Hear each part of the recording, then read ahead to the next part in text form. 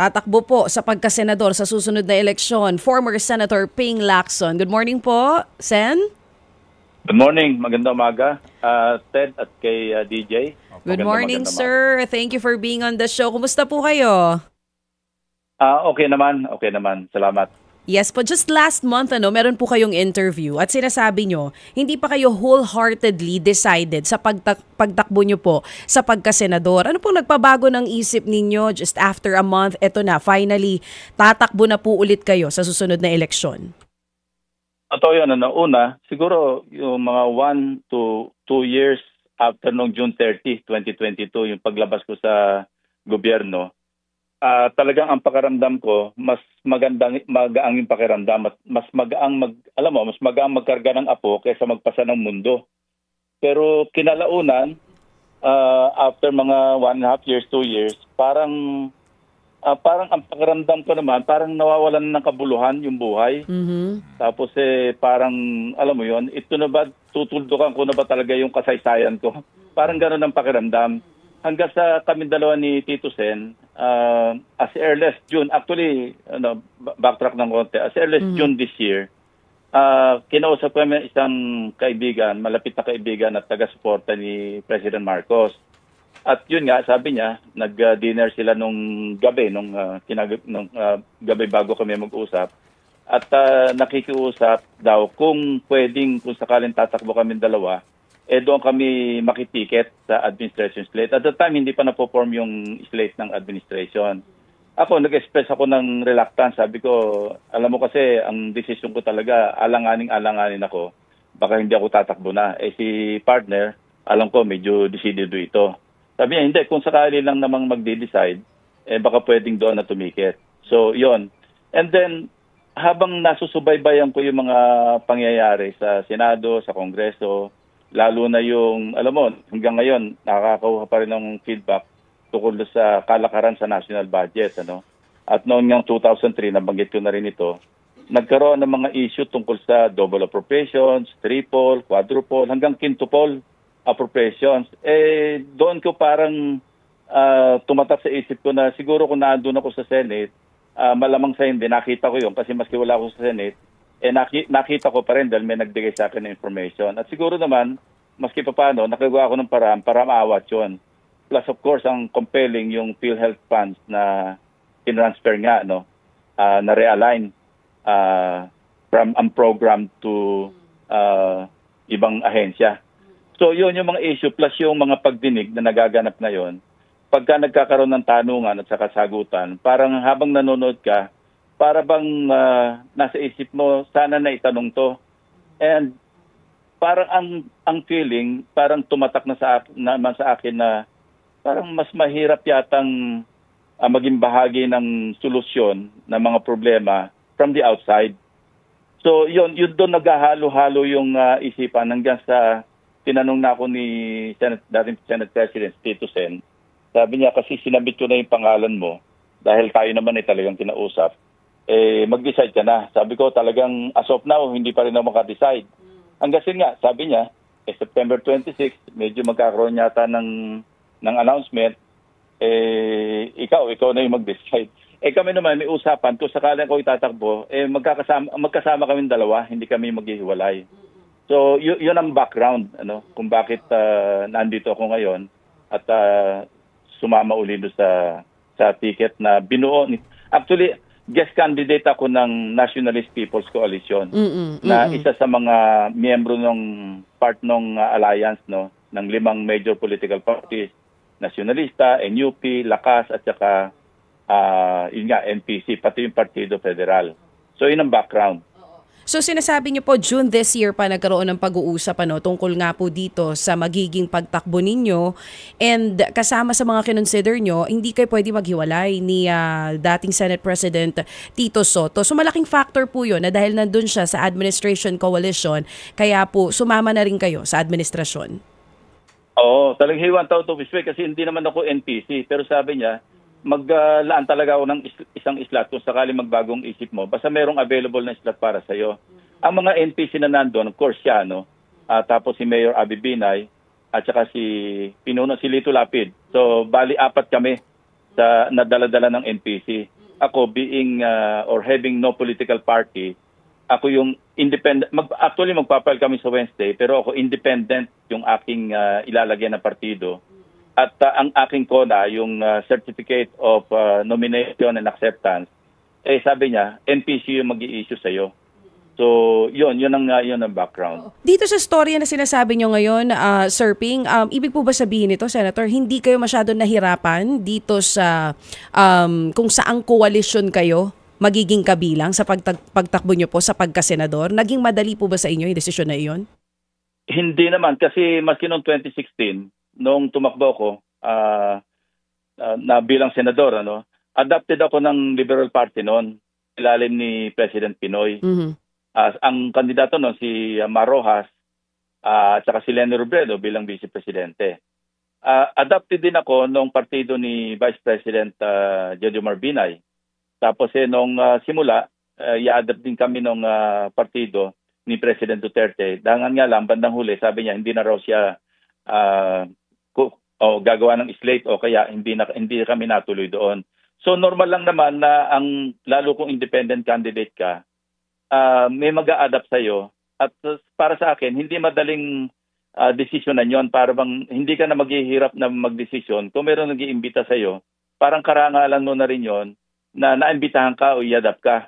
Isipin mo sa dami ng mga gustong tumakbo, 12 lang yung pipiliin, pero isa ka sa napili.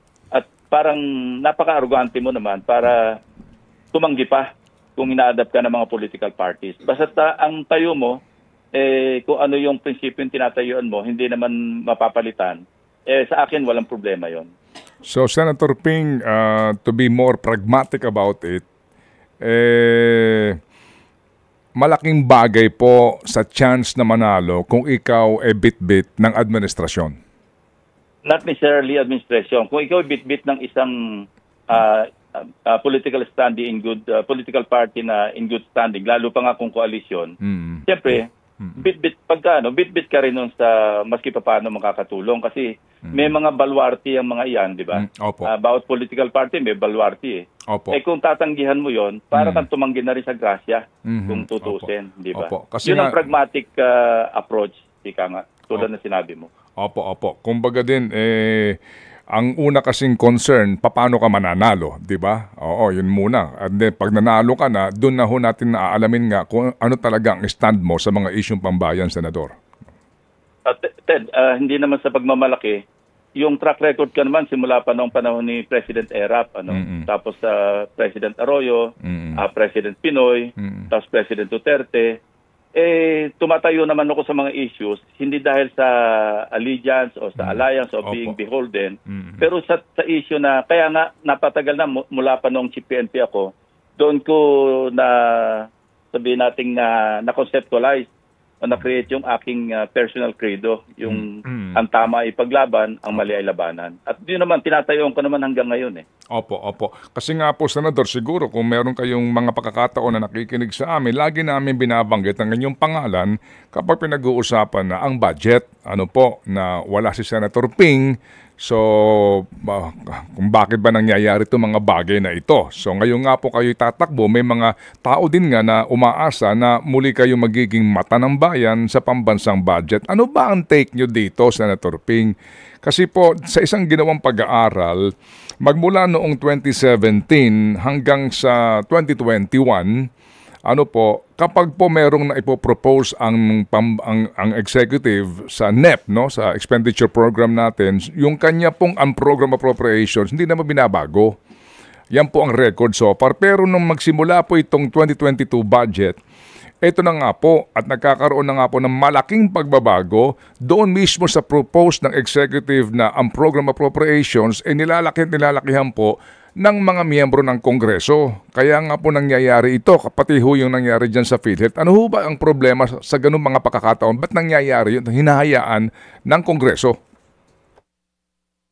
Alam mo naman, Ted, na ang kalakaran, di ba, especially sa budget, yung mga budget measures, maski ibang bills, minsan nangyayari rin. Kaya ang tawag doon sa Bicameral Conference Committee, yun ang third chamber. At ito yung hindi lang third chamber ng Kongreso, kundi most powerful chamber. Kasi nga, ang panuntunan, ang bicameral conference, kinikreate ito para pag-reconcilein o pagkasunduin yung mga disagreeing provisions ng Senate version at saka ng House version. Sa budget, iba yung nagiging kalakaran. Wala naman sa version ng Senado, wala naman sa version ng lower house, pero pagdating sa BICAM, nagsisingita na yung anong inireconcile mo doon kung wala naman sa magkabilang version. Nababago yung balangkas at nababago yung provision. Tulad, nabanggit mo na nga yung unprogrammed fund. Sa kalaman ng mga tagapakinig, tagapanood, yung unprogrammed fund, bahagi ito ng tinatawag na special purpose fund. Kasi tatlo yung bahagi ng ng national budget natin, ng GAA. Regular budget, special purpose fund, at saka automatic appropriations. Yung automatic appropriations, normally, hindi na ginagalaw yan kasi automatic na yan Yan yung debt service, yan yung IRA, naandyan na lahat yun. Ngayon, yung special purpose fund, ito yung standby appropriations na kung saan, kung kapusin yung budget para sa isang item doon sa regular budget, pinopondohan na sinususugan, ino-augment ng galing sa unprogrammed fund. Now, pagdating naman sa unprogrammed fund, dati-rate, for the longest time, tatlo yung provision dyan yung isa, yung merong available na pondo para i-realign mo o i-augment mo doon sa budget item ng maski anong ahensya ng gobyerno. Pangalawa, merong revenue measure, merong batas na pang-tax na para magamit pag-augment doon sa budget, regular budget. At pangatlo, yung tinatawag na approved loans. Pag may approved ng loans, siyempre, merong available na pondo. Ang system pagdating sa 2024 budget, inamend yung special provision, mga special provisions under the unprogrammed fund. Nadagdagan ng dalawa. Letter D, yun yung tinatawag na isinama na yung mga GOCCs.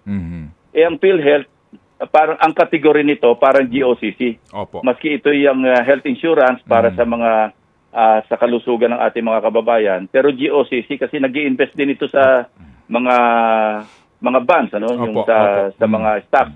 At may mga magmamature nga raw, kaya sobra yung pondo. At yung panglima, sinama rin doon, foreign assisted projects. Medyo delikado, hindi pa tayo umaabot doon. Ang inabot pa lamang yung GOCC, lalo na yung PhilHealth. Pero pag umabot na tayo, pati yung foreign assisted projects, nagalaw, may kalalagyan tayo kasi pag foreign assisted projects, may counterpart na pondo yan galing sa foreign country kasi foreign assisted Normally yan, hati yan Pero paano mong gagalawin ngayon yon? Medyo may controversy yon. So, ang issue sa nakita ko, makita ko yung amendment sa special provisions, nakita ko agad yung mali kasi ang PhilHealth law at saka yung Universal Healthcare Act, kasi ang PhilHealth Act na amend pa ito may amendment pa ito. Special laws yung mga yun Opo. Ang GAA is a general law. Napaka-basic naman, alam ng lahat ng abogado to, maski siguro mga mambabatas, na yung general law, hindi po pwedeng i-amenda ang special law. Kasi yung special law, ito na ngayon nag-qualify doon sa general law. Ngayon, ibabalikan mo na naman, i-amend mo pa yung special law sa pamamagitan ng isang general law, which is the General Professions Act. Parang kita ko na agad yung mali. Opo. This is not to count or this is not to mention yung emotional issue na kung saan yung PhilHealth o yung sa PhilHealth Act, pagka may excess fund, gagamitin ito dapat sa benepisyo ng mga miyembro. Okay. Sa pamamagitan ng pag-lower ng premium o kaya pagdagdag ng benepisyo, di ba?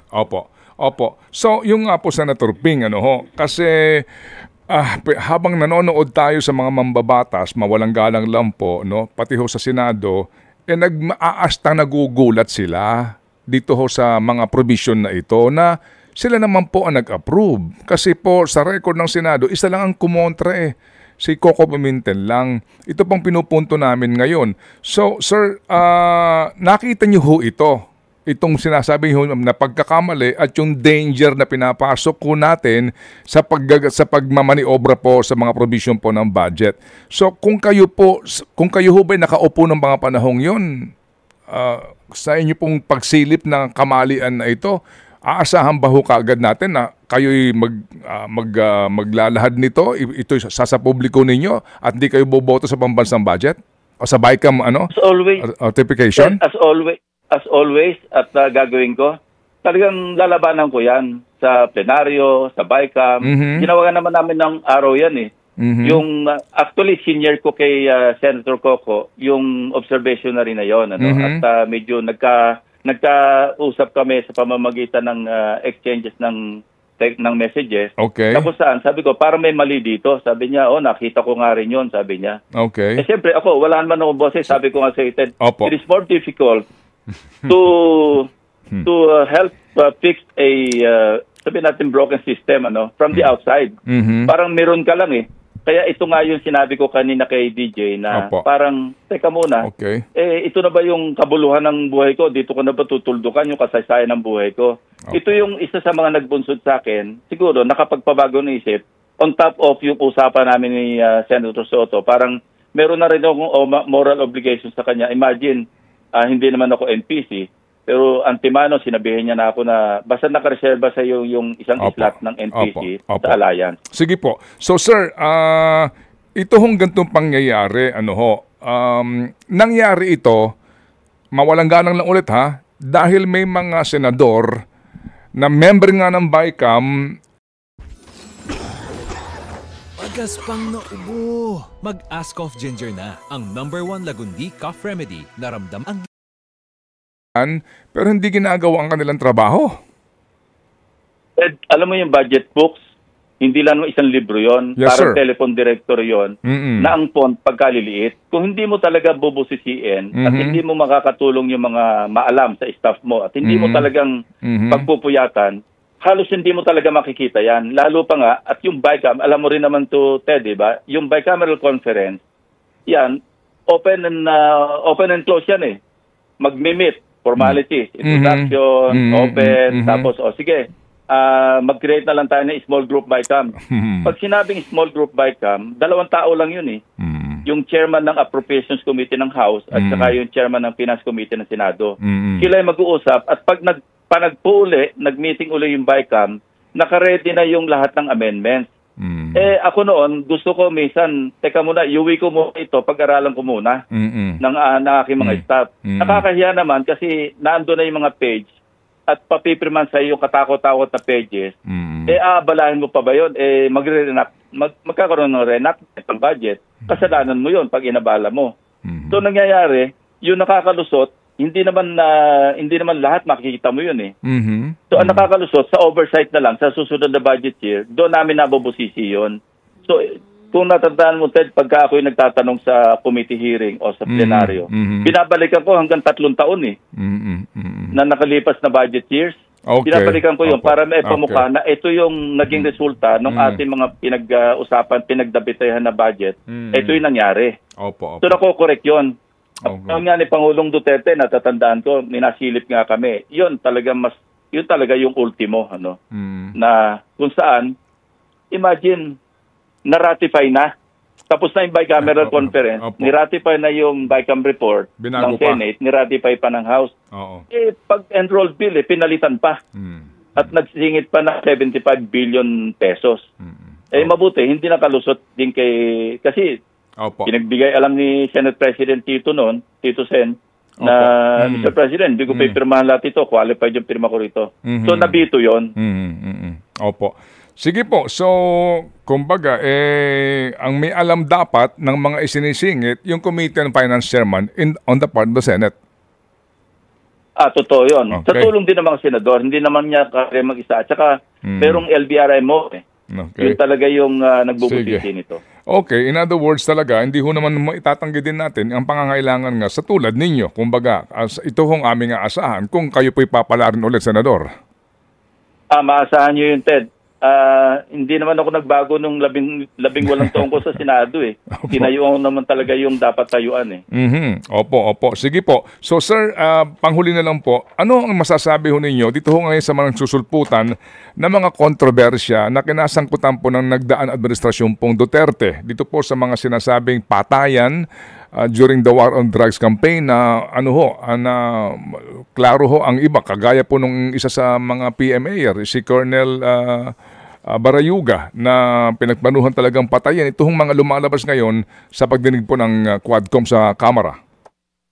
Actually, alam na natin na talaga, maski nung nag-imbestiga kami tungkol sa mga EJK, meron talaga mga abuso na nangyayari sa rank and file. Tulad yung nangyari sa Bulacan noon, di ba? Yung pinatawag namin yung mag-asawa na yung nila, na dating inuutos-utusan, ginagawang mule na mga pulis mismo, sila yung nauna na yung pa yung niliquidate dahil siyempre magsasalita yung laban sa mga pulis. May mga ganong pangyayari na naimbestigahan na namin yung kay Kevin Espinosa.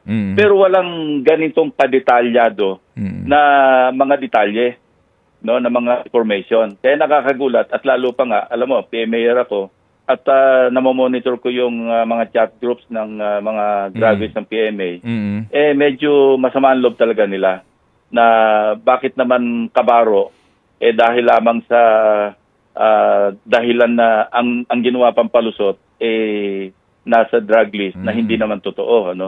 So ito yung dapat nabantayan talaga noon ng administration kasi ang Senado wala namang masyadong magagawa dito kundi mag-imbestiga, karoon ng inquiry, tapos magrekomenda. Pero dapat siguro yung mga kinaukulan noon, in-anticipate nila na mayroong mga rogue personnel o police officers na magsasamantala doon sa all-out war ni Presidente Duterte sa droga, no. Hindi natin naman pinagbibintangan ng Pangulo na alam niya lahat ng pangyayari kasi mga ano na ito implementation na ito ng mga kung sinong mga nag-abuso. Allegedly, kasi hindi naman napapatunayan. Katunayan, wala pa naman na isasampang kaso sa korte.